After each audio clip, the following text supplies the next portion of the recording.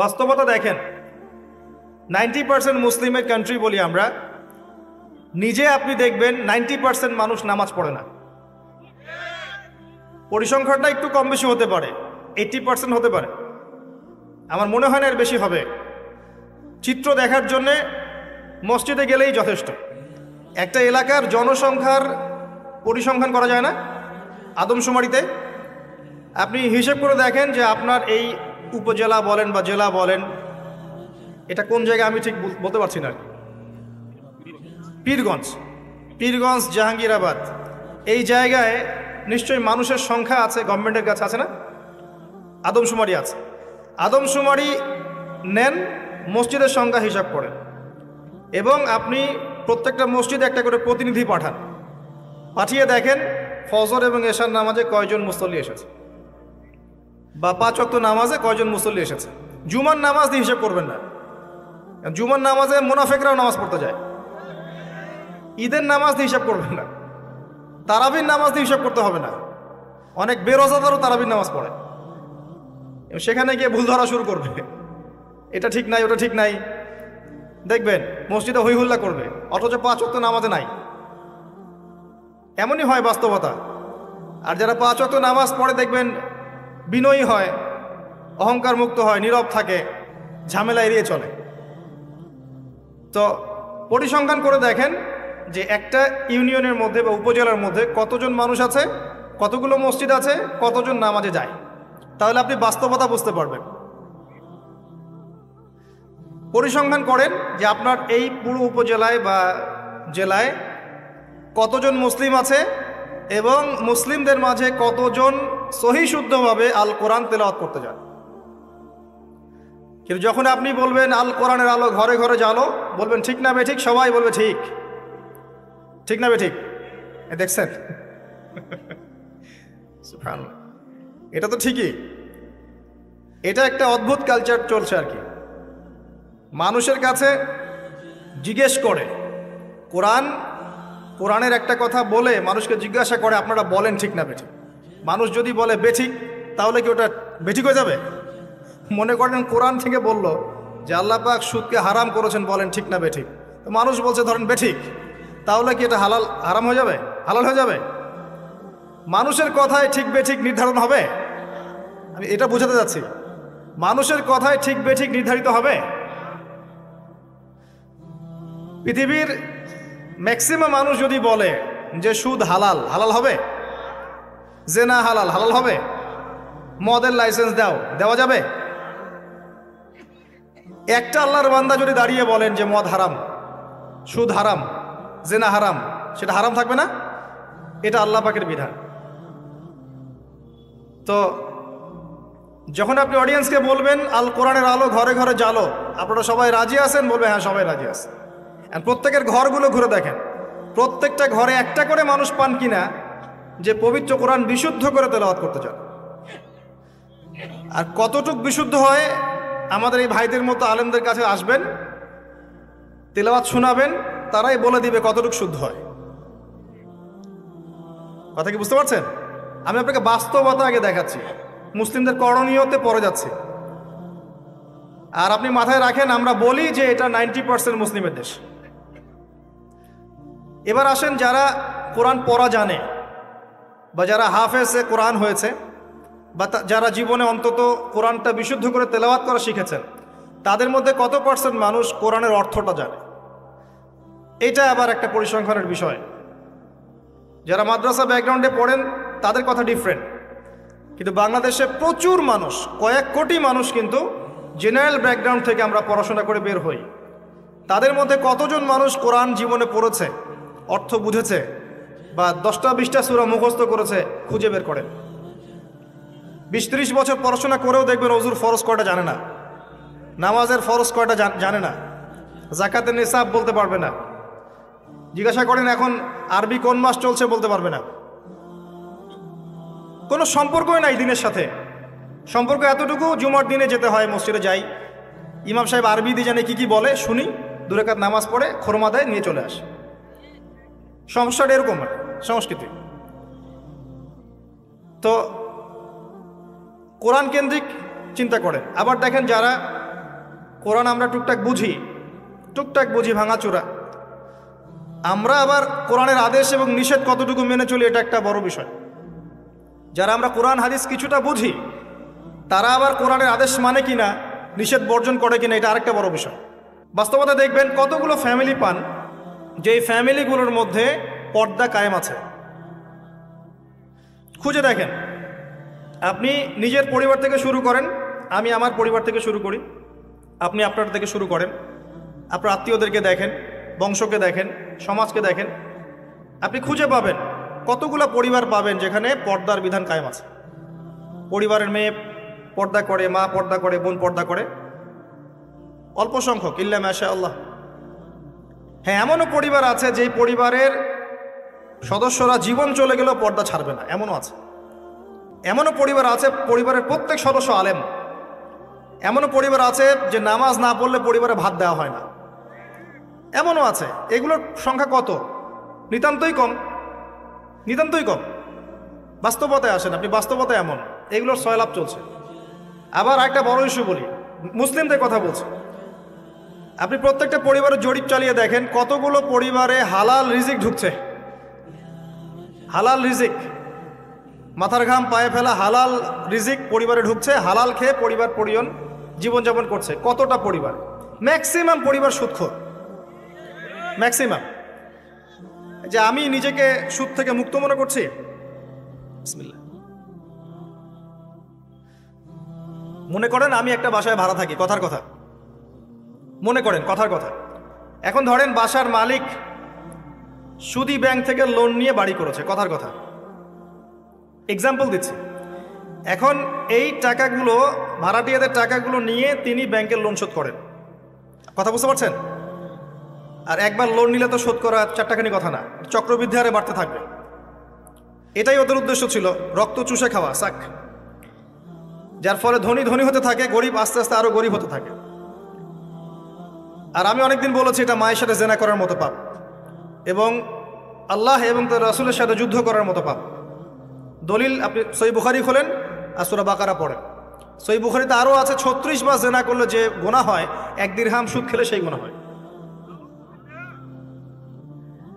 এখন মনে করেন আমি রেন্ট দিচ্ছি বা আরও 10 জন রেন্ট দিচ্ছে, এই রেন্টগুলোকে তিনি একত্রিত করে ঋণ শোধ করছেন সুদের। ইনডাইরেক্টলি, পরোক্ষভাবে আমি নিজেও সুদের সাথে সম্পৃক্ত হয়ে গেলাম। আমি কি বুঝাতে পারছি? যারা এগুলো থেকে সম্পূর্ণ পবিত্র থাকতে চাবে তাদের গায়েও সুদের ছিটাফোঁটা এসে লাগবে।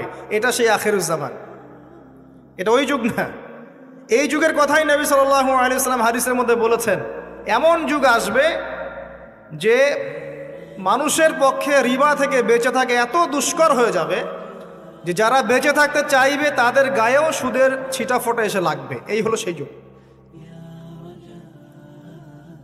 আর যে খায়, যে দেয়, যে লিখে রাখে, যে সাক্ষী থাকে, 4 জনকে, 4 শ্রেণীর মানুষকে নবী সাল্লাল্লাহু আলাইহি ওয়াসাল্লাম সমান অপরাধী বলেছে। আমাদের ম্যাক্সিমাম পরিবারগুলোতে যান, দেখবেন সুদের সাথে আমরা সম্পৃক্ত আছি। যতই বলি, ব্যক্তিগত জীবনে দেখবেন, ইবাদত বন্দেগীর জীবনে গিয়ে দেখবেন পাক্কা মুসল্লি, কপালে সেজদার দাগ আছে। অর্থনৈতিক জীবনে গিয়ে দেখবেন পাক্কা সুদখোর, ঘুষখোর, দুর্নীতি করছে, ট্যাক্স ফাঁকি দিচ্ছে, বা সরকারের মাল আত্মসাৎ করে খাচ্ছে। প্রচুর সম্পদ আছে আমাদের, আমরা আত্মসাৎ করতে করতে করতে করতে একটা হাতি আসতে আসতে মাছি হয়ে যায়। একটা হাতি উপর থেকে আসতে থাকে, আকাশ থেকে একটা হাতি পড়তে থাকে। হাতি পড়তে পড়তে পড়তে পড়তে দেখবেন আপনার কাছে আস্তে আস্তে মাছি হয়ে গেছে। হাতির কান একজন, ডালপালা একজন, নাক একজন, সুর একজন, শিং একজন, খেয়ে শেষ করে দিয়েছে। বাই দ্য ওয়ে, হাতির মনে শিং থাকে না, আমি ভুল বলছি, হাতির সুর থাকে। যাই হোক, এটা বাস্তবতা। আবার দেখবেন আমরা অনেকেই ইসলাম ফলো করার নামেও আমাদের বোনদেরকে সম্পত্তি দিচ্ছি না। সুযোগ পেলেই প্রতিবেশীর জমি মেরে খাবো, 1 বিঘত জমিও ছাড় দিব না। সুযোগ পেলেই অন্যের জমি মেরে খাবো, আত্মসাৎ করে খাবো। দেখা যাবে যে একটা জিনিস মানুষের প্রাপ্য, সেটাকে আমি ঘুরিয়ে ফিরিয়ে নিজের পকেটে ঢুকিয়ে ফেলেছি। চাকরিতে যাবেন, টেবিলের নিচ দিয়ে টাকা না দিলে আপনার জব হবে না। আর আপনি বলছেন যে এখন তো দেওয়াই লাগছে, কিছু করার নাই, না দিলে তো আমার চাকরিটা হবে না। মানে এটা আপনি ঘুরিয়ে জায়েজ করলেন আর কি। আবার কিছু দাড়িওয়ালা মুফতি সাহেবও থাকবেন, দেখা যাবে বলবে হ্যাঁ এটা করা যায়, কারণ এখন তো এই যুগই চলছে, ওটা না করলে তুমি তো চাকরি পাবা না। ঘুরিয়ে ফিরিয়ে সিচুয়েশন এমন করেছি আমরা। বাস্তবতা এমন, এখানে আইওয়া শোডাউনের প্রশ্নই ওঠে না। মানে এখানে ইসলামের বেসিক জিনিসগুলোর বালাই নাই, উঁচু উঁচু বিষয়গুলো অনেক দূরের পথ, অনেক দূরের পথ। জিহাদ ফি সাবিলিল্লাহ, ইসলামী খিলাফা, কিতাল ফি সাবিলিল্লাহ, ইসলামী হুকুমত, আল্লাহর জমিন, আল্লাহর দিন প্রতিষ্ঠা, উঁচু স্কেলের কথা, অনেক উঁচু স্কেলের কথা। নিচু স্কেলগুলো তো দেখাচ্ছি আপনাকে, নিচু স্কেলগুলো। 5 ওয়াক্ত সালাত এটা এমন একটা বিষয় ছিল উম্মার মধ্যে যে একজন মুসলিম 5 ওয়াক্ত সালাত পড়ে না এটা চিন্তাই করা যেত না। শতাব্দীর পর শতাব্দী এমন জেনারেশন চলে গেছে যারা 5 ওয়াক্ত নামাজ পড়তো না, মুসলিম পরিবারের সন্তান, এটা কল্পনাও করা যেত না। এখন অ্যাভেলেবেল, ঘরে ঘরে দেখবেন বেনামাজিদের ভর্তি। মুসলিম মেয়েরা পর্দা করবে না এটা কল্পনাও করা যেত না, এখন ঘরে ঘরে দেখবেন জিন্স আর গেঞ্জি, জিন্স আর গেঞ্জি, ছেলেদের পোশাক পরে রাস্তাঘাটে ঘুরছে। ইভেন গ্রামগুলোতেও, গ্রামে অনেক সময় এমন এমন দৃশ্য দেখা গেছে চোখে, দেখে আমরা মনে করতেছি আমরা কি ঢাকা শহরে আছি নাকি নিউ ইয়র্ক। আবার গ্রামের মেয়েরা আবার অত্যাধুনিক, কপি করতে করতে দেখা যায় অনেক সময় শহরের মেয়েদেরকে হার মানিয়ে ফেলে। এটা কল্পনায় ছিল না যে মেয়েরা এমন পোশাক পরে ঘোরে মুসলিম পরিবারের মানুষ কোরআন তেলাওয়াত করতে পারে না, এমনটা হিস্ট্রিতে কখনো ছিল না, খুব কম, রেয়ার। এখন এসে দেখবেন এটা অ্যাভেলেবেল, ঘরে ঘরে দেখবেন কোরআন পড়তে পারে না। কোরআন তেলাওয়াতের কথা বলছি, এবারত তো অনেক দূরের কথা, এবারত বুঝতে তো আরো 10 বছর লাগবে। তারপরে হাদিসের কিতাব, ফিকহের বই, ইসলামের ইতিহাস, ইসলামিক অর্থনীতি, জিওপলিটিক্স, অনেক দূরের পথ। আমি শুধু নর্মাল কোরআন তেলাওয়াতের কথা বলছি, বিশুদ্ধ করে। একটা মক্তবের বাচ্চার যে যোগ্যতা, দেখবেন জেনারেল পড়ুয়া BBA করে বের হয়েছে, ওর সেই যোগ্যতা নাই কোরআনের ক্ষেত্রে। একটা মাদ্রাসার ছোট ক্লাসের বাচ্চা, ক্লাস 5-6-এ পড়ে, দেখবেন কোরআন যেভাবে পড়তে পারে, একজন বাইরে থেকে ডিগ্রি নিয়ে আসছে সেটা পড়তে পারে না।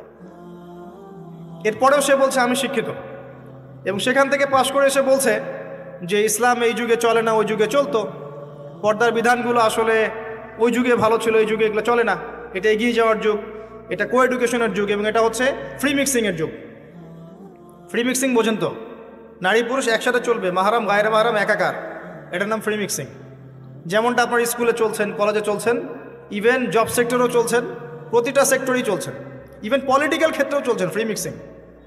মিছিল করছেন, সামনে মহিলা, পিছনে আপনি, ফ্রি মিক্সিং। কোনো ওয়াজ মাহফিলে দেখলাম যে মহিলা এসে বক্তব্য দিচ্ছে, হ্যাঁ, পাশে আলেম বসে আছেন, চা খাচ্ছেন। আপনি কোথায় আছেন প্রিয় ভাই? বলতে থাকলে অনেক কষ্ট পাই, গলার ভয়েস উঁচু হয়ে যায়, অনেকের খারাপ লাগে, কিন্তু কিছু বিষয় না বললে হক আদায় হয় না, আল্লাহর কাছে জবাবদিহি করতে হবে তখন। এই জন্য কিছু বাস্তবতা আপনাকে বোঝানোর চেষ্টা করছি, এবং এর মধ্যে ইনশাআল্লাহ আমি কিছু সলিউশন আপনাকে দেওয়ার চেষ্টা করব, নিজেকে এবং আপনাকেও। আমি যা বলছি আল্লাহ পাক সবার আগে আমাকে আমল করার তৌফিক দান করুন, পরে আপনাদেরকে তৌফিক দান। বলাটা অনেক সহজ, করাটা খুব কঠিন। আল্লাহ পাক এটাই বলেছেন সূরা সফের মধ্যে, লিমা তাকুলুনা মা লা তাফআলুন, তোমরা এমন কথা কেন বলো যা তোমরা নিজেরা করো না। কাবুরা মাকতান ইনদাল্লাহি আন তাকুলু মা লা তাফআলুন, আল্লাহর কাছে অত্যন্ত নিকৃষ্ট এই কাজটা যে তোমরা নিজেরা করো না কিন্তু মানুষকে বলবে। আমি মেরাজের সময় একটা হাদিস মনে করাই আপনাদেরকে। এখন মেরাজের সময় চলছে, আপনারা হয়তো মেরাজ পার করেছেন। তো এখানে নবী সাল্লাল্লাহু আলাইহি ওয়াসাল্লাম কিছু শাস্তি দেখে এসেছিলেন। তার মধ্যে একটা শাস্তি ছিল এমন যে এক শ্রেণীর মানুষের জিহ্বাকে আগুনের কেচি দিয়ে কেটে দেওয়া হচ্ছে। আমরা বলি নাউযুবিল্লাহ। নবী সাল্লাল্লাহু আলাইহি ওয়াসাল্লাম জিজ্ঞাসা করলেন এরা কারা? তাকে বলা হলো এরা আপনার উম্মতের সেই সব ব্যক্তি যারা ছিল উম্মতের বক্তা এবং দায়ী এবং আলেম, এই টাইপের মানুষ আর কি, যারা মানুষকে অনেক সুন্দর সুন্দর কথা বলতো, নিজেরা আমল করতো না। আল্লাহ পাক আমাদেরকে হেফাজত করুন। আমি অনেস্টলি বলছি, আমি যা জানি, যতটুকু আল্লাহ পাক আমাকে জ্ঞান দিয়েছেন, এর 30% আমি আপনাদেরকে বলতে পারি না। 30-40% আমি আপনাদেরকে বলতে পারি না যা আমি জানি, আর আমি খুব কমই জানি। আপনি যত পড়াশোনা করবেন, যত বড় বড় আলেম ওলামার কাছে গিয়ে পড়ে থাকবেন, আপনি তত ফিল করবেন যে আপনি কিছুই জানেন না। আর আপনি যত চটি বই পড়ে মৌলানা হয়ে যাবেন, দু চারটা অনুবাদ পড়ে হাদিসের বলবেন আমি মুফতি হয়ে গেছি, তখন আপনার কাছে মনে হবে আমি অনেক জানি, আমার চেয়ে বড় জ্ঞানের কে আছে, আমি হকের ডিলার, আমি জান্নাতের ডিলার, আসো লিজ লাগলে নিয়ে যাও, ভাবখানা এরকম। তো আমি 30-40% বলতে পারি না, আর যতটুকু পারি তার মনে হয় 50-60% আমল করতে পারি না। যদি এখানে কোনো গজব আসে, আল্লাহ পাকের আল্লাহ না করুক, তাহলে সবার আগে উচিত হবে আমার এখান থেকে চলে যাওয়া। হয়তো আমার কারণেই গজবটা এসেছে। শোনেন, আমাদের সবাইকে বেসিক জিনিসগুলো ঠিক করতে হবে। আমি একটা আয়াত দিয়ে আপনাদেরকে সামনের দিকে নিয়ে যাচ্ছি। আল্লাহ রাব্বুল আলামিন বলেছেন, ইয়া আইয়ুহাল্লাযীনা আমানু, হে মুমিনগণ, আলাইকুম আনফুসাকুম, তোমরা নিজেদের নফসের খবর নাও, নিজেদের নফসকে ঠিক করো, নিজে ভালো হও। যেভাবেই আপনি ব্যাখ্যা করেন অর্থটা এমন, নিজে আগে ভালো হও, নিজের নফসকে ঠিক করো, নিজের নফসের খবর নাও। লা ইয়াদুররুকুম মান দাল্লা ইন ইহতাদাইতুম, তোমরা যদি হেদায়েতের উপর থাকো, তাহলে অন্যরা যদি পথভ্রষ্ট হয়ে যায় তোমার কোনো ক্ষতি হবে না তোমাদের, ইনশাআল্লাহ। ইলাল্লাহি মারজিউকুম জামিআন, তোমরা সবাই আল্লাহর কাছে ফিরে যাবে একদিন। ফায়ুনাব্বিউকুম, অতঃপর তিনি তোমাদেরকে জানিয়ে দিবেন, বিমা কুনতুম তা'মালুন, যে আমল তোমরা করতে। এই আয়াত দিয়ে মুফতি তকি উসমানী, আল্লামা তকি উসমানী দামাত বারাকাতুহু, তার একটা কিতাব আছে তাসাউফ ও আত্মশুদ্ধি, এই পুরো বইটা তিনি একটা আয়াত দিয়ে লিখেছেন। এবং তিনি বোঝাতে যাচ্ছেন যে এই আয়াতের মধ্যে সমস্যা এবং সমাধান দুটোই আছে। উম্মার সমস্যা এবং সমাধান দুটোই আছে। সমস্যা কি? আল্লাহ পাক যে বলেছেন আলাইকুম আনফুসাকুম, তোমরা নিজেদেরকে ঠিক করো, আগে নিজেদের নফসকে ঠিক করো। আমরা উল্টা কাজ করি, নিজেকে ঠিক না করে মানুষকে ঠিক করতে চাই। আমার কথা কি বুঝতে পারছেন? আমরা প্রত্যেকেই নিজেকে ঠিক না করতে গিয়ে আগে মানুষকে ঠিক করতে চাই। এটা সবচেয়ে বড় সমস্যা। এতে করে যা হয় যে আমার সমাজ সংস্কারমূলক কাজে আসলে কোনো প্রতিফলন ঘটে না, কারণ আমি তো নিজেকেই ঠিক করতে পারি না। এবং সলিউশনটাও এখানে হচ্ছে এই যে আগে নিজের জান বাঁচাতে হবে। কু আনফুসাকুম, নিজে আগে জাহান্নামের আগুন থেকে বাঁচো, ওয়া আহলিকুম নারা, তারপর পরিবারবর্গকে বাঁচো। ইয়া আইয়ুহাল্লাযীনা আমানু, হে মুমিনগণ, ইত্তাকুল্লাহ হাক্কা তুকাতিহ, আল্লাহকে ভয় করো, ভয় করার মতো ভয় করো। ওয়ালা তামুতুন্না ইল্লা ওয়া আনতুম মুসলিমুন, পরিপূর্ণ মুসলিম না হয়ে তোমরা মৃত্যুবরণ করো না। নিজেকে আগে মুসলিম হতে হবে, নিজেকে আগে মুমিন হতে হবে, নিজেকে আগে নিজের নফসকে ঠিক করতে হবে, তারপর অন্যকে কথা। এরপর পরিবার। নিজেকে ঠিক করার জন্য কি কি দরকার? আসেন বাস্তবতায় আসেন। নিজেকে ঠিক করার জন্য প্রথমে দরকার জ্ঞান অর্জন। কি দরকার ভাই? জ্ঞান অর্জনের জন্য কিছু সাবজেক্ট আছে, কিছু কনস্ট্রাকটিভ কথা শোনেন।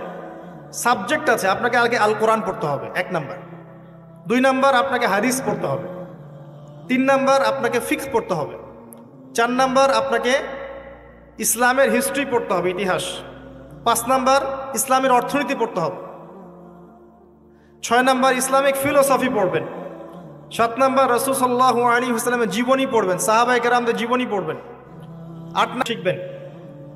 এরকম কিছু সাবজেক্ট। জিওপলিটিক্স পড়বেন। এর পাশাপাশি জেনারেল লাইনে যা যা পড়ছেন এগুলো পড়েন, কোনো সমস্যা নেই। কিছু সাবজেক্ট আছে, জ্ঞান অর্জন করেন। আর এই জ্ঞান আল্লাহর পক্ষ থেকে আসবে। বই পড়লেই যে সবাই জ্ঞানী হয়ে যাবে এমনটা নয়, এটা ভুল ধারণা যে বই পড়লেই, একটা বই শেষ করলাম আরেকটা ধরলাম, আরেকটা শেষ করলাম আরেকটা ধরলাম, এতে আমি জ্ঞানী হয়ে যাব, এটা একটা ভুল কনসেপ্ট। সবসময় মনে রাখবেন ভাই, জ্ঞান আল্লাহর পক্ষ থেকে আসে। জ্ঞান আপনি হাজারো চেষ্টা করলেও ওই বিষয়ের বুঝ আপনার ভিতরে নাও আসতে পারে। আল্লাহ বলেছেন ওয়াকুলিল হাক্কু মির রাব্বিকুম, হক সেটাই যেটা তোমার রবের পক্ষ থেকে নাজিল হয়। জ্ঞান সেটাই যা তোমার রবের পক্ষ থেকে নাজিল হয়। ফামান শাআ ফালইউমিন, যার ইচ্ছা হয় সে ঈমান নিয়ে আসুক। ওয়ামান শাআ ফালইয়াকফুর, যার ইচ্ছা হয় সে অস্বীকার করুক। ইন্না আ'তাদনা লিয-যালিমিনা নারান, আমি জালেমদের জন্য আগুন প্রস্তুত করে রেখেছি। জ্ঞান আল্লাহর পক্ষ থেকে আসে, তবে একটা সিস্টেম আছে। এই সাবজেক্টগুলো পড়তে হবে, পরে ওলামায়ে কেরামের কাছে গিয়ে বুঝতে হবে। একা একা বোঝা যাবে না। একা একা বুঝতে গেলে আপনি বিভ্রান্ত হয়ে যেতে পারেন। এখানেই সোহবতের প্রশ্নটা আসবে যে আপনাকে হকপন্থী আলেম ওলামার সাথে থাকতে হবে। আপনি থাকলে তাদেরকে দেখেও দিনটা শিখবেন। একজন ব্যক্তি যার মধ্যে সুন্নত আছে তাকে দেখে আপনি সুন্নত শিখতে পারেন। দেখবেন আমরা যারা স্কুল কলেজ বিশ্ববিদ্যালয়ে পড়াশোনা করেছি, আমাদের অনেক টিচার ছিল, ফেভারিট টিচার, পছন্দের টিচার। আমরা ওদেরকে কপি করতাম। তাদের চিন্তা, তাদের চেতনা, তাদের চলাফেরা, ওঠা বসা, পোশাক আশাক আপনার মধ্যে ঢুকে গেছে, ঢুকে নাই? তারা দীর্ঘদিন আপনাদেরকে পড়িয়েছেন, দর্শন শিখিয়েছেন, ফিলোসফি শিখিয়েছেন, ভালো মন্দ ডিল করতে শিখিয়েছেন। পরে তাদের বুঝে আপনি জগৎকে বুঝেছেন। আমার কথা কি বোঝা যায়? ওস্তাদ এমন একটা জিনিস, একইভাবে যদি আপনি হকপন্থী ওলামায়ে কেরামের কাছে থাকেন, তাদেরকে দেখেন, তাদের সোহবতে যান, পড়াশোনা করেন, আপনি তাদের কাছ থেকেও দেখে অনেক কিছু শিখতে পারবেন। আর এভাবেই সাহাবায়ে কেরাম রাদিয়াল্লাহু আনহুম আজমাইন নবী সাল্লাল্লাহু আলাইহি ওয়াসাল্লামকে দেখে দিন শিখেছিলেন। তারা কিন্তু বাসায় গিয়ে বই পড়ে দিন শিখেন নাই। আমার কথা কি বুঝেন? তারা কিন্তু বাসায় গিয়ে বই পড়ে দিন শেখেন নাই। এখন আমরা কতজন আলেম ওলামার কাছে যেতে চাই? যেতেই চাই না। বইপত্র অ্যাভেলেবেল, বাসায় পড়বো, জ্ঞানী হয়ে যাব, তাই না? আবার মাশাআল্লাহ দেখা যায় অল্প কিছুদিন পড়াশোনা করে এটা সহি, এটা জয়ীফ, এটা জাল, এটা মাউজু, এটা অমুক, এটা তমুক, এগুলো ফতোয়া শুরু করে দেয়। অথচ সহি জয়ীফের খবরই জানে না সে, কোনটা সহি হয় কোনটা জয়ীফ হয়। তো বাস্তবতা কঠিন। প্র্যাকটিক্যালি আপনাকে জ্ঞান অর্জন করতে হবে আগে। 2 নাম্বার হচ্ছে জ্ঞান অনুযায়ী আমল। জ্ঞান অনুযায়ী আমল খুব ইম্পর্টেন্ট। এর জন্য একটা ফর্মুলা বলছি, অনলি একটা। আপনি আপনার জীবনের প্রতিটা কাজ রাসূলুল্লাহ সাল্লাল্লাহু আলাইহি ওয়াসাল্লামের সুন্নাহ মতো করার চেষ্টা করেন। পারবেন? পারা যাবে ইনশাআল্লাহ। প্রতিটা কাজ, রাত হয়েছে ঘুমাতে যাবেন, ঘুমান নবীর সুন্নাহ মতো, ওঠেন তার সুন্নাহ মতো, বাথরুমে যান তার সুন্নাহ মতো, বের হন তার সুন্নাহ মতো, খান তার সুন্নাহ মতো, পরিবারের সাথে সময় কাটান তার সুন্নাহ মতো, নামাজ পড়েন তার আদর্শে, যাকাত দেন, সওম রাখেন, মুআমালাত করেন, আপনি আমর বিল মারুফ নাহি আনিল মুনকারের কাজ করেন, দ্বীনের প্রতিষ্ঠার কাজ করেন, তার মতো করে আল্লাহর পথে দাওয়াত দেন। প্রতিটা কাজে তার সুন্নাহ ফলো করলে আপনার পুরো জীবনটাই ইবাদত হয়ে যাবে ইনশাআল্লাহ তাআলা, ইনশাআল্লাহ তাআলা। আর এটার জন্যই আল্লাহ পাক আমাদেরকে সৃষ্টি করেছেন। মনে আছে ওই আয়াতটা, সূরা যারিয়াত 59 নম্বর আয়াত, ওয়ামা খালাকতুল জিন্না ওয়াল ইনসা ইল্লা লিয়াবুদুন, আমি জিন আর মানুষকে শুধুমাত্র আমার ইবাদত করার জন্যই সৃষ্টি করেছি। কি করলে প্রত্যেকটা কাজ ইবাদত হবে? রাসূলুল্লাহ সাল্লাল্লাহু আলাইহি ওয়াসাল্লামের সুন্নাহ মতো চললে পড়ে হবে ইনশাআল্লাহ। পারা যাবে ইনশাআল্লাহ। বেসিকগুলো ঠিক করেন, এবং এগুলো প্রাইমারি লেভেলের কাজ। এগুলো না করে বড় স্বপ্ন দেখা ঠিক না। আর আমরা স্বপ্ন দেখব না এমন নয়, বড় স্বপ্ন দেখবেন, বড় স্বপ্নের চেষ্টা করবেন, সব ঠিক আছে, কিন্তু ভিত্তিহীনভাবে নয়। একটা বাড়ি গঠন করব 10 তলা 20 তলা, ঠিক আছে, ফাউন্ডেশন ঠিক না করে নয়, আগে ভিত্তি দিতে হয়, এবং ভিত্তিতেই বেশি টাকা খরচ করতে হয়। কথা কি বোঝা যায়? এগুলো ইসলামের ভিত্তি। আমল করেন জানা অনুযায়ী, আল্লাহ পাক তৌফিক দান করুন। আর সামনে একটা সিজন আসছে আমলের, আল্লাহ পাক যেন আমাদের সবাইকে সেই রমাজান পর্যন্ত পৌঁছে দেন, আল্লাহুম্মা আমিন। এবং সেখানে বেশি বেশি আমল করে গুনাহ মাফ করিয়ে নেওয়ার তৌফিক দান করেন। রমাজান হবে আমাদের সবচেয়ে সৌভাগ্যের সময় ইনশাআল্লাহ। এখানে আমাদের যত পাপ, এর জন্য আল্লাহর কাছে কান্নাকাটি করতে হবে। এখানে কিছু কথা বলি, আমি যদিও বলেছি আগের লেকচারগুলোতে, রমাজানের আগেই রমাজানের পরিকল্পনা করে ফেলতে হয়। আপনার নামাজের টার্গেট করে নেন, ইভেন জীবনে কত রাকাত নামাজ কাজা করেছেন হিসাব করে নেন, চেষ্টা করেন কাজাগুলো আদায় করার জন্যে। যদিও বা খালেস তওবা করলে আল্লাহ মাফ করে দিতে পারেন। তারপরে অনেক স্কলার বলেছেন যদি কেউ আদায় করতে চায় সে করতে পারে, আল্লাহ খুশি হবেন ইনশাআল্লাহ। হিসাব করে দেখেন, আপনার 10 বছরের নামাজ কাজা আছে, 15 বছর 20 বছরের নামাজ কাজা আছে। কি করবো এগুলো নামাজের? আল্লাহর কাছে মাফ চাবো, ইনশাআল্লাহ আল্লাহ মাফ করে দিবেন, এটা একটা অপশন। যদি না করেন, এই নামাজগুলোর কাফারা কে দিবে? এই নামাজগুলো কি টাকা পয়সা হিসেব করে হুজুরকে খাওয়ালে হবে? এখন এক নতুন একটা সুন্নত বের হয়েছে, মানুষ মারা গেলে হুজুরকে ডেকে বলে আমার আব্বা 10 বছর নামাজ পড়ে নাই, হুজুর কত টাকা দিলে নামাজগুলো কাজা হবে? হুজুরও বলে হ্যাঁ, প্রত্যেক নামাজের জন্য যদি 500 করে দেন, আমি ওয়াক্ত ওয়াক্ত হিসাব করে পড়ে দিব। তো এদিকে দুই দিক থেকে তার লাভ, সে অর্থ পেল, নামাজ পড়লো, তার নিজের নেকি হলো, তার বাবার কিছুই হলো না। তো এভাবে কি হবে? আদায় করতে হবে। আরেকটা সহজ বুদ্ধি আছে, একটা না দুইটা। আল্লাহ পাক আমাদেরকে তৌফিক দান করুন। জামাতে নামাজ পড়। যখন আপনি জামাতে এক ওয়াক্ত নামাজ পড়ছেন, আপনি 25 বা 27 ওয়াক্তের নেকি পাচ্ছেন। এখানে আপনি ক্যালকুলেশন মিলাতে পারবেন। একটা হচ্ছে বেশি বেশি নফল নামাজ পড়া, ফরজের ঘাটতিগুলো আল্লাহ পাক নফল দিয়ে পূরণ করবেন ইনশাআল্লাহ। আরেকটা অপশন আছে ওমরা করা। কেন বললাম ওমরা করা?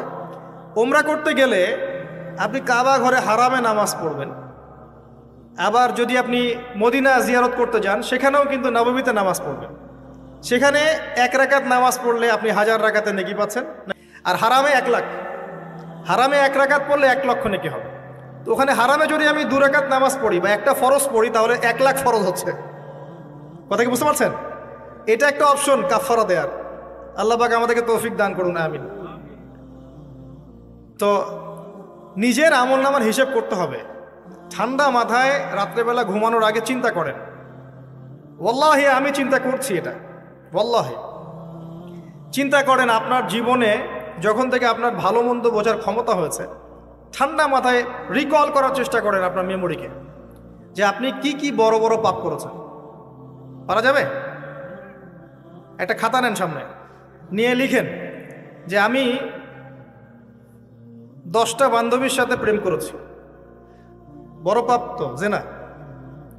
আমি মদ খেয়েছি বন্ধুদের সাথে, আমি গুন্ডাগিরি করেছি, একজনের হাতে রক কেটে দিয়েছি, পায়ে রক কেটে দিয়েছি।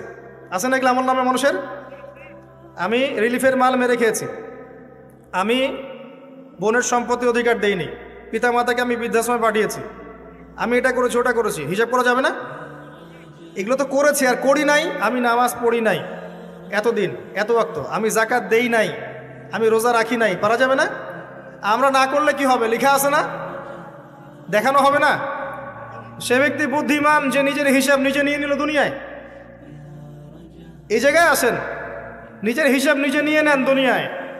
এবার আপনি দেখবেন যে আপনার আমার পাপগুলো 2 ভাগে বিভক্ত। একটা হচ্ছে আল্লাহর সাথে জড়িত, আর একটা মানুষের সাথে জড়িত।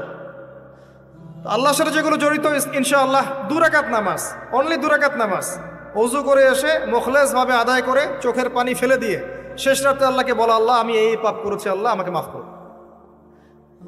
আল্লাহ রাব্বুল আলামিনের জন্য এটা মুহূর্তের ব্যাপার, আপনার সমস্ত পাপকে আল্লাহ পাক নেকি দিয়ে পরিবর্তন করে দিবেন ইনশাআল্লাহ। সূরা ফুরকানের শেষের দিকে আছে, ইল্লা মান তাবা ওয়া আমানা ওয়া আমিলা আমালান সালিহান ফাউলাইকা ইউবাদদিলুল্লাহু সাইয়্যাতিহিম হাসানাত। যারা তওবা করবে, ঈমান নিয়ে আসবে এবং আমলে সালেহ করবে, আমি আল্লাহ তাদের সমস্ত গুনাহগুলোকে নেকি দিয়ে পরিবর্তন করে দিব ইনশাআল্লাহ। আর এক শ্রেণীর পাপ পাবেন, সেটা হলো বান্দার সাথে জড়িত। এটা আল্লাহর কাছে মাফ চেয়ে লাভ নাই। আমাকে এসে বলতে হবে ভাই আপনাকে গালি দিয়েছি, মাফ করে দেন। আমার আপনার কাছে গিয়ে বলতে হবে ভাই আপনার গীবত করেছি, আমাকে মাফ করে দেন। আপনি আরেক ভাইয়ের কাছে গিয়ে বলবেন ভাই আপনার টাকা আমি মেরে খেয়েছিলাম, টাকা নেন, শোধ করে নেন। প্রতিবেশীকে বলতে হবে ভাই জমি নিয়ে নেন, জমি আমি মেরে খেয়েছিলাম। জনগণের সামনে এসে বলতে হবে এই যে চালের বস্তা তোমাদের ছিল, আমি মেরে খেয়েছি, নিয়ে নাও। এত সহজ না। না হলে এগুলো কিয়ামতের মাঠে জমা থাকবে এবং পুলসিরাতে তারা দাঁড়িয়ে থাকবে। যখন আপনি আমি অনেক নেকি নিয়ে উঠবো, আল্লাহ পাক বলবেন নেকি দিয়ে দাও। কেন দিব? কারণ অমুককে গালি দিয়েছো, অমুকের টাকা নিয়েছো, ফেরত দাওনি, অমুকের কাছ থেকে অমুককে অপবাদ দিয়েছো, অমুকের সম্পত্তি মেরে খেয়েছো, অমুকের জমি মেরে খেয়েছো, ইত্যাদি ইত্যাদি। এখন তোমার নেকি দিয়ে ওদেরকে শোধ করো। তোমার আমল নামা থেকে নেকি সব চলে যাবে, আর ওর আমল নামা থেকে গুনাহ আপনার আমল নামায় চলে আসবে। বলেন নাউযুবিল্লাহ। আল্লাহ পাক পরকালে আমাদেরকে যেন বান্দার সাথে জড়িত হক নিয়ে না ওঠান, আমিন। একটা দোয়া করতে পারেন, আল্লাহুম্মা কফিনি বিহালালিকা আন হারামিক ওয়া আগনিনি বিফদলিকা আম্মান সিওয়াক। আশা করা যায় আল্লাহ পাক আপনার দুনিয়ার ঋণ দুনিয়ায় শোধ করে দিবেন ইনশাআল্লাহ। কি দোয়া বললাম? আল্লাহুম্মা কফিনি বিহালালিকা আন হারামিক ওয়া আগনিনি বিফদলিকা আম্মান সিওয়াক। হিসনুল মুসলিম বইটা পড়েন, পাবেন ইনশাআল্লাহ। তো যেটা বলছিলাম প্রিয় ভাইয়েরা, সামনে সিজন আছে, আমল নামা হিসেব করে নেন, রমাদান মাসটাকে কাজে লাগান। নবী সাল্লাল্লাহু আলাইহি ওয়াসাল্লাম বলেছেন, সেই ব্যক্তির জন্য ধ্বংস যে রমজান মাসকে পেল, রমজানকে পেয়েও তার গুনাহ মাফ করাতে পারলো না। নবীর নাম শুনে আমরা কেউ দরুদ পড়লাম না।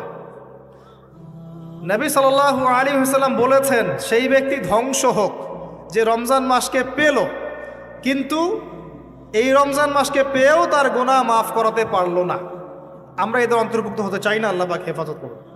রমজানের আগেই প্রিপারেশন নেন, মানসিকভাবে আমল নামা গুছিয়ে ফেলেন, টার্গেট করেন আপনি কি চাচ্ছেন রমজান মাসে। 30টা সওম তো আছেই, 5 ওয়াক্ত নামাজ জামাতে পড়ার চেষ্টা করেন, তারাবির সালাতগুলো আদায় করার চেষ্টা করেন। আল্লাহ পাক তৌফিক দান করুন। অন্তত একটা বার কোরআনকে খতম করার চেষ্টা করেন। প্রতিদিন এক পারা করে পড়লে খতম হবে, পারা যাবে না? যারা পড়তে জানি না, এখনই পড়া শিখে নেন, 1 মাস আছে, পড়া শিখে নেন। রমজান মাসে মসজিদ ভিত্তিক কোরআন শিক্ষার তালিম এবং কোর্স চালু করেন, মানুষকে কোরআন শিখান। 5 ওয়াক্ত নামাজের পরে দারসে হাদিস চালু করেন, মানুষকে হাদিস শিখান। মহিলাদের জন্য, মা বোনদের জন্য কোরআন শিক্ষার ব্যবস্থা করেন, ওদেরকে বাসায় শিখান। রমজান মাসে বাজারে বেশি যাবেন না, বেশি আড্ডাবাজি করতে বসবেন না, 3-4 জন মিলে এক জায়গায় আড্ডা মারতে বসবেন না, দিনই আলোচনা ছাড়া। বসলেই গীবত হবে, রোজা নষ্ট হয়ে যাবে। মানুষের সাথে কম মিশেন রমজান মাসে। যত বেশি মানুষের সাথে মিশবেন, তত বেশি গীবত তহমত করতে হবে, তত বেশি অন্যের সমালোচনা লিখতে হবে। আলাইকুম আনফুসাকুম ভুলে যাবেন, মানুষকে নিয়ে ব্যস্ত হয়ে থাকবেন, এবং অন্তরের নূর নষ্ট হয়ে যাবে। মানুষের সাথে জড়িত পাপ কাঁধে চলে আসবে। কম মিশেন আল্লাহর ওয়াস্তে। রমজান মাসে কম মিশেন, কম বাজারে যান। বাজারে যায়েন না, গেলে দ্রুত চলে আসেন। যদি প্রয়োজনে যেতেই হয় দ্রুত চলে আসেন। চেষ্টা করেন মাসের বাজার আগেই করে রাখতে, ঈদের বাজার আগে করে রাখতে। এই শেষের দশক, স্পেশালি লাইলাতুল কদর যেখানে থাকে, এই দশক মানুষ বাজারে কাটায়। বাঙালি মুসলিম এই দশকটা বাজারে কাটায়, ইল্লা মাশা আল্লাহ। আর মা বোনদের তো খবর নাই, এরা তো মার্কেটেই বেশি ঘুরে বেড়াবে দেখবে। আর এত বেশি ইফতারের আইটেম করতে যায় না যে এই খাওয়ার পিছনেই আপনার সময় চলে যায়। যদি সারাদিন রোজা রাখার পরে 10টা আইটেম নিয়ে বসে ইফতার করতে, আসলে রোজা আমাকে আত্মশুদ্ধি শেখাইলো না। সেহেরিতে যদি 20টা আইটেম থাকে, মনে হয় এটা আমার জীবনের শেষ খাবার, খাইতে পারবো না, তাহলে সমস্যা। এই রোজা আমার কোনো আত্মশুদ্ধি করবে না। কথাগুলো খারাপ লাগতে পারে, কিন্তু বাস্তব। আপনি রমজান মাসকে ফিকির করেন, রমজানের ফিকির করেন। এই রমজান মাসে জাকাতগুলো দিয়ে দেন। জাকাত দিবেন না, এলাকার না, দেশের অর্থনীতি সমৃদ্ধ হবে না। জাকাত, শুধু জাকাত দেন, অনলি জাকাত। দেখবেন ইকোনমিক সেকশনে দিন দিন উন্নতি করছি আমরা। জাকাত সবাই দিতে শুরু করেন, দেখবেন সমাজে একটা মানুষ খুঁজে পাবেন না যে না খেয়ে মারা যায়, ইনশাআল্লাহ তাআলা। আল্লাহ পাক এর মধ্যেই ইসলামিক ইকোনমিক্স রেখেছেন। ধনীর সম্পদে গরিবের হক। এটাতে করে সম্পদ ঘুরতে থাকবে হাত থেকে হাতে, হাত থেকে হাতে। এতে করে সবাই খেয়ে পরে বাঁচবে। যখন আপনি সুদে যাবেন, তখন এক শ্রেণীর মানুষ খাবে, আর এক শ্রেণীর মানুষ দরিদ্রতার অতল তলে চলে যাবে। এটা বাস্তবতা। এটা দেশের ক্ষেত্রে না, বিশ্বের ক্ষেত্রেও দেখবেন বিশ্বের একটা শ্রেণী দিন দিন ধনী হচ্ছে, আর একটা শ্রেণী দিন দিন গরিব হচ্ছে। কারণ কি জানেন? রিবা, সুদ। রমজানের এই ফিকিরগুলো করেন। আল্লাহ পাক তৌফিক দান করুন যেন এই রমজানে আমরা আমাদের সমস্ত গুনাহগুলোকে মাফ করিয়ে নিতে পারি, আমিন। এবং বেশি বেশি সামর্থ্য থাকলে দিনের দাওয়াতি কাজ করেন রমজান মাসে, মানুষকে আল্লাহর দিকে ডাকেন। আইওয়াশ করতে যায় না, শোডাউন করেন না, ভিতরে ভিতরে দাওয়াতি কাজ করেন দিনের জন্য, ইসলামের জন্য। আল্লাহর জমিন, আল্লাহর দিনটা যেন প্রতিষ্ঠিত হয়। এবং এতিমের ভরণ পোষণের দায়িত্ব নেন, বিধবার খোঁজ খবর নেন, অসহায় যারা বৃদ্ধ বৃদ্ধা আছে এদের পাশে দাঁড়ান, সাদাকাতুল ফিতরগুলো দিয়ে দেন। রমজান মাসে সবাই সাম্যের হাত বাড়ান, আল্লাহর ওয়াস্তে রমজানটাকে কাজে লাগান। কে জানে এরপরে রমজান নাও পেতে পারেন।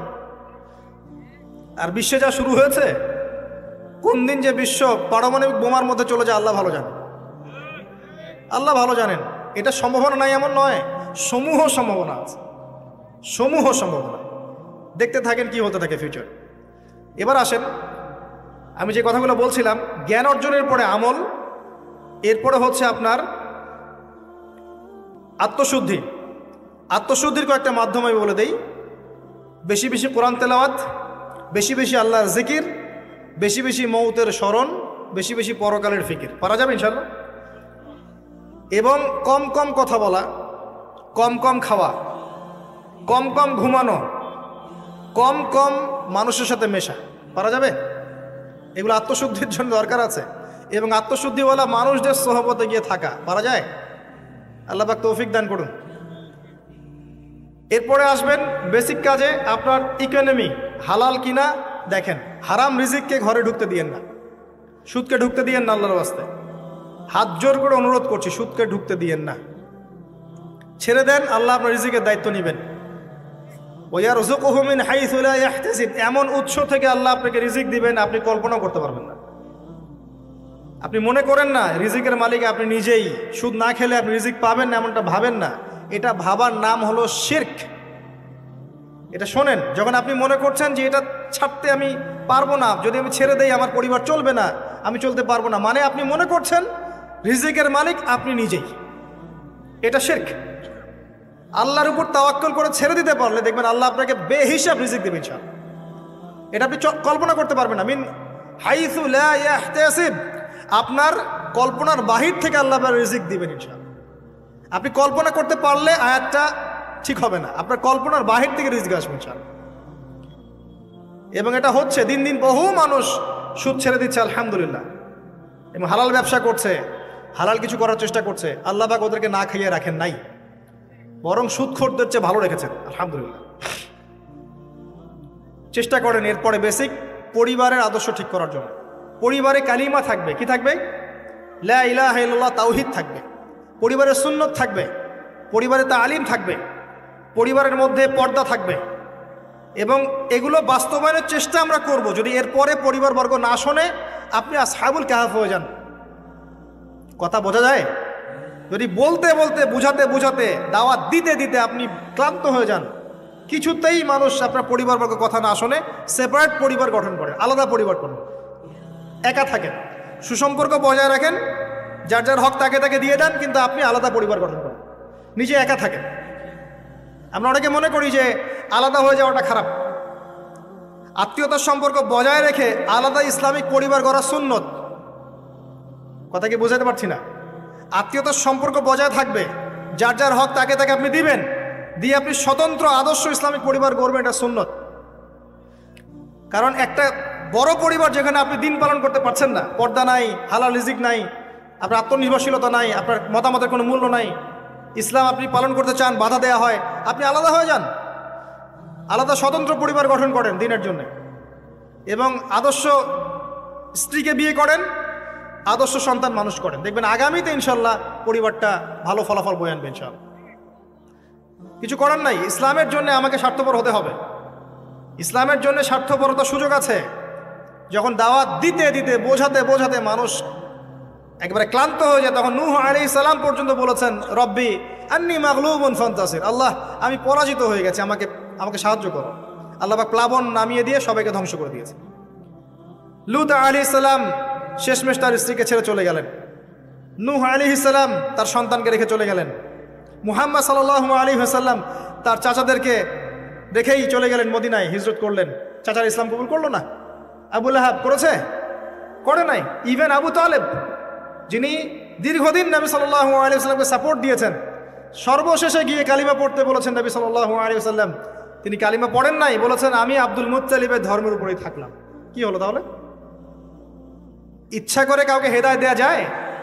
আল্লাহর পক্ষ থেকে হেদায়েত আসে। আসহাবুল কাহফ সমাজে টিকতে পারলেন না, গুহায় চলে গেলেন। আল্লাহ পাক 309 বছর ঘুম পাড়িয়ে রাখলেন, আবার জীবিত করলেন। তারা কি জান্নাতি নন? ইব্রাহিম আলাইহিস সালাম বাবাকে এত নসিহত করলেন, বাবা বলল বের হ বাসা থেকে, না হলে মাথা ফাটিয়ে দেবো রজম করে। উনি চলে গেলেন, সাথে একজন তার স্ত্রী সারা আলাইহিস সালাম, তাকে নিয়ে চলে গেলেন প্যালেস্টাইন। প্যালেস্টাইনের নাম শুনেছেন? কোথায়? শেষ জামানার সবচেয়ে ইম্পর্টেন্ট জায়গা প্যালেস্টাইন। মনে রাখবেন, শেষ জামানায় যত কিছু ঘটছে এর কেন্দ্র হচ্ছে ফিলিস্তিন এবং জেরুজালেম। ওই জায়গাটার জন্য এত কিছু, বিশ্বে যা কিছু দেখছেন ওই জায়গার জন্য এত কিছু। কিছু মানুষ চায় ওখান থেকে বিশ্ব শাসন করতে, এবং তারা সেটা করবেও, কিন্তু একটা সাময়িক সময়ের জন্য। তারপরে ইনশাআল্লাহ তাআলা মুসলিমরা ওদের গর্দান উড়িয়ে দিবে ইনশাআল্লাহ, এবং ঈসা আলাইহিস সালাম সেখান থেকে ইসলামী খেলাফা আবারও বাস্তবায়ন করবেন ইনশাআল্লাহ তাআলা। আসেন এই বেসিক কাজগুলো করেন প্রিয় ভাইরা। আর আল্লাহ পাক আমাদেরকে কিছু প্রতিভা দিয়েছেন, কাউকে জান, কাউকে মাল, কাউকে লিখার ক্ষমতা, কাউকে বলার ক্ষমতা। আল্লাহ পাক যাকে যে প্রতিভা দিয়েছেন এই প্রতিভাটাকে আপনি দিনের কল্যাণে ব্যয় করেন। যদি একটা মসজিদ করতে পারেন করেন, একটা মাদ্রাসা করতে পারেন করেন, একটা শিক্ষা প্রজেক্ট করতে পারেন করেন, একটা ইসলামিক এনজিও করতে চান করেন, এতিমদের দায়িত্ব নেন, কোনো প্রজেক্ট করেন, মানবতার সেবামূলক কোনো কাজ করেন, পলিটিক্সে থেকে ভালো কিছু করতে চান করেন, পলিটিক্সে থেকে যদি ভালো কিছু করতে পারেন সেটাও করেন। মানে আপনি যেখানে আছেন সেখান থেকে দিনের জন্য কিছু করেন, পারবেন না? একজন মানুষ ধরেন একটা এলাকার রাজনৈতিক নেতা, তার পক্ষে কি পসিবল না ইসলামের জন্য কাজ করা, মানুষের ভালো করা সম্ভব না? পসিবল, এবং অনেক ক্ষেত্রে আমার চেয়ে বেশি পসিবল। একজন আলেম, তার জন্য কি এইসব মঞ্চে বসে দিনের কথা বলা সম্ভব না? মানুষকে দিনের পথে ডাকা সম্ভব না? একজন মসজিদের মুতাওয়াল্লি, তার জন্য কি মসজিদটা আবাদ করা সম্ভব না? একটা মাদ্রাসার প্রতিষ্ঠাতা, তার জন্য কি মাদ্রাসা আবাদ করা সম্ভব না? আমাদের প্রত্যেককে আল্লাহ বা কিছু না কিছু সুযোগ দিয়েছেন, ওগুলোকে ফাইন্ড আউট করে আল্লাহর ওয়াস্তে যে কয়দিন বেঁচে থাকবো দিনের জন্য কিছু করে কবরও যাই, ইনশাল্লাহ জান্নাত পাওয়া যাবে। এগুলো বাস্তব কথা, প্র্যাকটিক্যাল কথা। আর একটা কথা মনে রাখবেন, আল্লাহ পাক বলেছেন নাসুল্লাহ ফানাসিয়াহুম, যারা আল্লাহকে ভুলে যাবে আল্লাহ ওদেরকে ভুলে যাবেন। যারা আল্লাহকে ভুলে যায় আল্লাহ তাদেরকে ভুলে যান। ইন্নাল্লাহা লা ইউগাইয়িরু মা বিকওমিন হাত্তা ইউগাইয়িরু মা বিআনফুসিহিম। একটা কওম যতক্ষণ তার অবস্থা পরিবর্তনের চেষ্টা করে না, আল্লাহ পাক ওই কওমের অবস্থা পরিবর্তন করেন না। ইন তানসুরুল্লাহ ইয়ানসুরকুম ওয়া ইউসাব্বিত আকদামাকুম, তোমরা যদি আল্লাহর দ্বীনকে সাহায্য করো তবেই আল্লাহ তোমাদেরকে সাহায্য করবে, তোমাদের পদযুগল দৃঢ় রাখবে। আমি আবার বলছি, শোনেন, তোমরা যদি আল্লাহর দ্বীনকে সাহায্য করো তবেই আল্লাহ তোমাদেরকে সাহায্য করবে। এমনি এমনি সাহায্য আসবে না, আসবে না, কখনোই না। এভাবে ঘাপটি মেরে বসে থাকলে আর সবাই খারাপ হয়ে গেছে, আমি ভালো, নিজে বাঁচলে বাপের নাম, অথবা সমাজটা পচে গেছে এখন আর কিছু করা যাবে না, এইসব চিন্তা করে যারা কম্বল দিয়ে মুড়ি দিয়ে শুয়ে থাকবে তারাও ধ্বংস হয়ে যাবে। এক সময় ধ্বংস হওয়ার সময় ওরাও বাদ থাকবে না, ওরাও ধ্বংস হয়ে যাবে।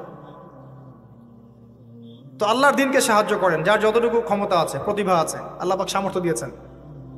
আল্লাহ পাক একটা সুসংবাদ দিয়েছেন, ইয়া আইয়ুহাল্লাযীনা আমানু, হে মুমিনগণ, ওয়ালা তাহিনু ওয়ালা তাহজানু, তোমরা হীনবল হয়ো না, দুশ্চিন্তাগ্রস্ত হয়ো না, ওয়া আনতুম লা আলাউনা, তোমরাই বিজয়ী হবে ইনশাআল্লাহ।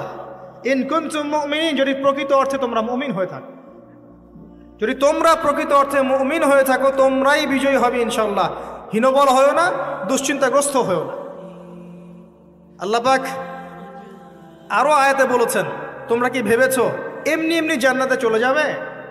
যতক্ষণ না আল্লাহ পাক তোমাদেরকে পরীক্ষা করছেন, যতক্ষণ না আল্লাহ পাক দেখে নিচ্ছেন কে তোমাদের মধ্যে সবর করনেওয়ালা আর প্রচেষ্টা চালানেওয়ালা, তোমরা কি ভেবেছো এমনি এমনি জান্নাতে চলে যাবে?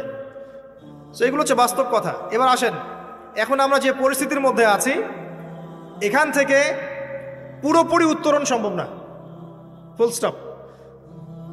যা দেখছেন ফিতনা ফাসাদ, যা দেখছেন ব্যক্তিগত জীবনে, পারিবারিক জীবনে, সোশ্যালি, ইকোনমিক্যালি, জিওপলিটিক্যালি, এই ফিতনা ফাসাদগুলো থেকে পুরোপুরি রিকভার করা এখন সম্ভব না। এবং এটা আইএমএ জাহিলিয়াতের সেই জাহিলিয়াতগুলোকে হার মানাচ্ছে দিন দিন। এখানে নবী সাল্লাল্লাহু আলাইহি ওয়াসাল্লামের সিরাত বা জীবনী, এটা ঘেটে দেখবেন তিনি কিভাবে সমাজ সংস্কার করেছেন, ওটাই পথ পদ্ধতি, এর বাইরে কোনো পথ নাই। আর একটা দিন যাবে আর আপনার কাছে মনে হবে গতকালটা আজকের দিনের চেয়ে ভালো ছিল। যতদিন যাবে আলামাতুস সাআহ, আখিরুজ জামানের সাইনগুলো আরো প্রকাশিত হতে থাকবে।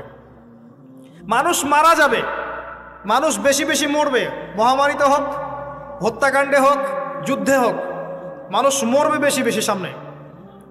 উলামায়ে কেরামের সংখ্যা কমতে থাকবে, জাহেলদের সংখ্যা বাড়বে। যত দিন যাবে আল্লাহর প্রাকৃতিক গজবগুলো বাড়বে, ভূমিকম্প বলেন, মহামারী বলেন, জলোচ্ছ্বাস বলেন, ভূমিধস বলেন, আকৃতি পরিবর্তন বলেন, এগুলো বাড়বে। যতদিন যাবে হালাল রিজিক সংকীর্ণ হবে, জিনা বাড়বে, মাদক বাড়বে, মানুষ জিনা করবে হালাল মনে করে, মাদক খাবে হালাল মনে করে। যতদিন যাবে মেয়েদের সংখ্যা বাড়বে, পুরুষরা কমতে থাকবে, এবং ছেলেরা মেয়ের পোশাক পরে ঘুরবে, মেয়েরা ছেলের পোশাক পরে ঘুরবে। যতদিন যাবে ফাংশনাল জায়গাগুলোতে মেয়েরা চলে আসবে, ছেলেরা পিছিয়ে পড়বে। যতদিন যাবে যুদ্ধ বিগ্রহ বাড়বে, এবং সামনের যুদ্ধগুলো প্রথম ওয়ার্ল্ড ওয়ার, সেকেন্ড ওয়ার্ল্ড ওয়ারকে হার মানাবে। ওগুলো কিছুই নেই সামনে, ম্যাসাকার হয়ে যাবে পৃথিবী, ম্যাসাকার। একটা কান্ট্রি